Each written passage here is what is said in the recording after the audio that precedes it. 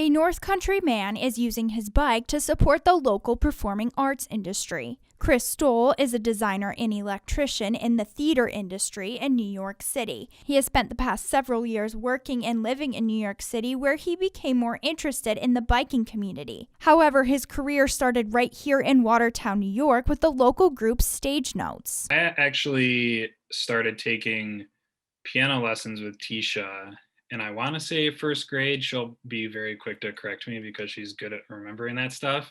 And the piano lessons turned into vocal lessons when I became a little older. And then when she, began talking about creating Stage Notes in 2009, she approached me with the idea. Really, it was the behind the scenes stuff that I got to watch her create was when that really pushed me into wanting to go to school for theater. Stoll was in the early days of Stage Notes, being in the first production the group ever led, and is now giving back by riding his bike over 3,000 miles. I'm just going to be using my tour, since I will be gone for around 50 days and biking,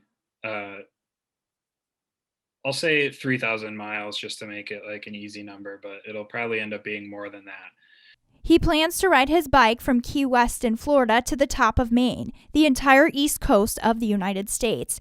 Throughout his journey, he will be connecting with those back home and following his journey through a blog. He also shared another way that people can connect with him along the ride. Things that I'm really excited about that I'm hoping people will use to stay connected with me is through small donations. People can suggest artists and songs to me to add to a playlist that I'll be listening to along the way. Not while I'm riding my bike, because that's an unsafe thing to do, but while I'm either at camp or just hanging out for the day, because I will be by myself, and it would be great to have music to listen to and know that people that are supporting me in Stage Notes are the ones that chose the music for me. And after 1 year has passed since the COVID-19 pandemic shut the lights down on Broadway, Stoll expressed how he hopes his journey will encourage young performers or those hoping to enter the industry overcome unprecedented challenges.